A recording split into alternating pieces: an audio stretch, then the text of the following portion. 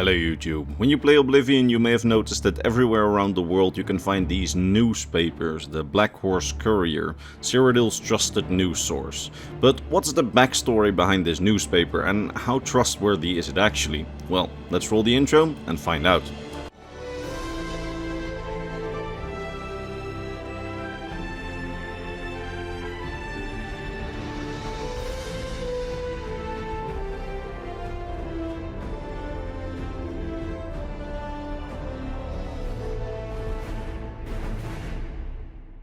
So, the Black Horse Courier, Cyrodiil's primary and only newspaper. Its motto being, bringing the news to the people of the Empire fast.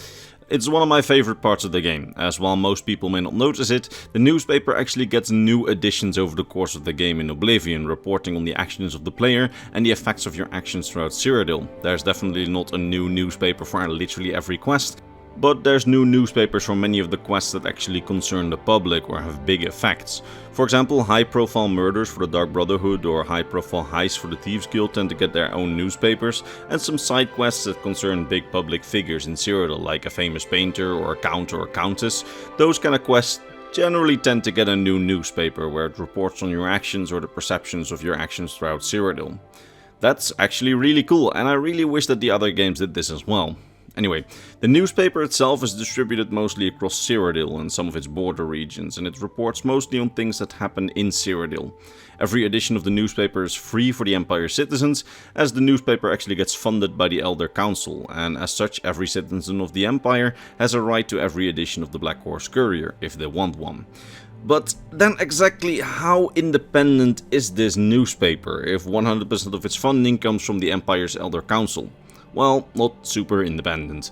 In all of its reports you can definitely see and hear a bit of a pro-Empire and pro-Cyrodiil tone.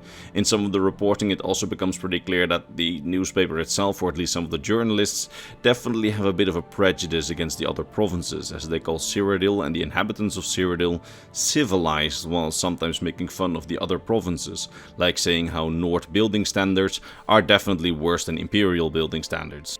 Now, in addition to that, the Elder Council is also known for using the newspaper as a bit of a mouthpiece to publish their message to the people. For example, in times of crisis, they will post instructions and safety measures for the public in the Black Horse Courier next to the news, with High Chancellor Okato, the de facto leader of the Empire during the Oblivion crisis, video on him in the description in case you want to know more about him. He used the Black Horse Courier to quickly get news of the Emperor's assassination out to the people, while asking the people to be calm and informing them on what the Empire is going to do. But that being said, while this newspaper is government funded and does sometimes publish these kind of messages from the government, it's not government owned and at least a little bit independent in its reporting. You see, the 3 Khajiit who run the newspaper, Hasiri, Rajirat and Urjabi, they don't work directly for the Imperial government and run the business themselves while receiving funding from the Empire, so it's more like a public broadcasting station rather than a directly government published newspaper. And yeah, while they generally have a pretty favorable tone towards the Empire, they are also sometimes critical. For example, they are more than willing to criticize the Empire's tax policies, the Imperial Watch in the Imperial City, and criticize the Imperial Legion. So the newspaper definitely has some independence, although I imagine that if they are too critical, they probably lose their funding. So I wouldn't expect them to ever report on stuff like Imperial war crimes or something like that.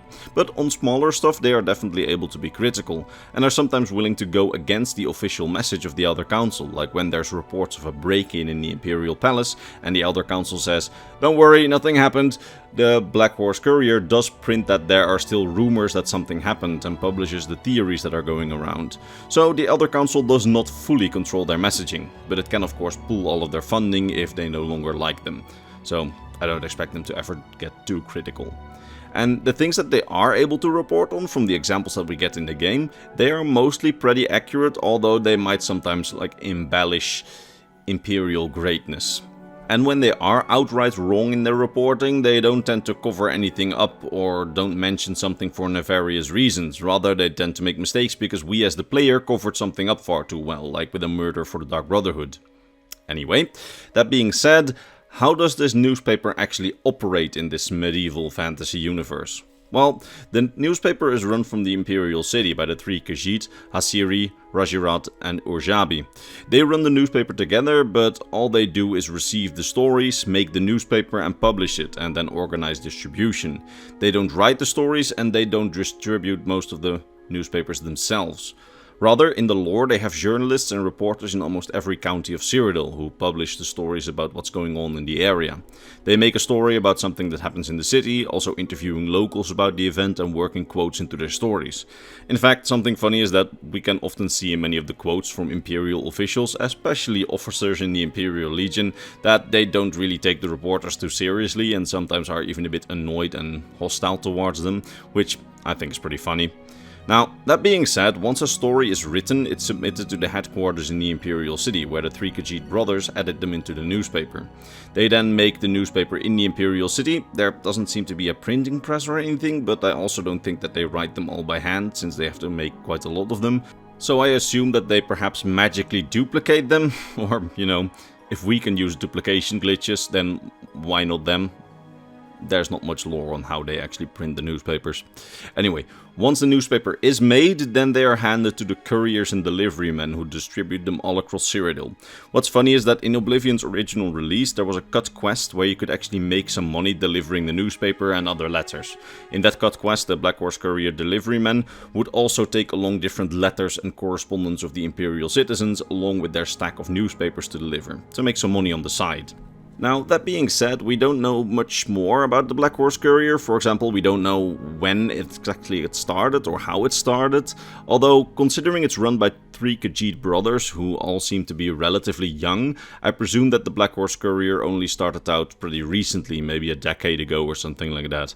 As if it was a long-lasting institution in the Empire, then I kind of imagine that it wouldn't just be run by three brothers. It would probably have a larger headquarters, more employees, that kind of thing, and maybe be led by some more older, varied business people instead of three Khajiit. So that gives me the idea that the Khajiit brothers just started the thing, probably just for the Imperial City, but then the Elder Council and the Emperor may have thought, if we fund this and expand it to beyond just the immediate city, we may be able to get messages and announcements quicker to the people of Cyrodiil. And if we just allow them to produce the news, it may be an incentive for people to actually want to pick up the Black Horse Courier, meaning that our messages, when we post them, have a bigger reach. But to be honest, we just really don't know anything about how the Black Horse Courier started out. That was just my own speculation. So that having been said, we don't really know what happened to the Black Horse Courier after Oblivion. I imagine that since, you know, the Empire kind of collapsed and got into a complete crisis, that funding for the Black Horse Courier was probably cut. And that maybe they stopped existing. But I know that in Beyond Skyrim they kind of pretended like it's kept existing, and they made even some Black Horse Couriers for the 4th era.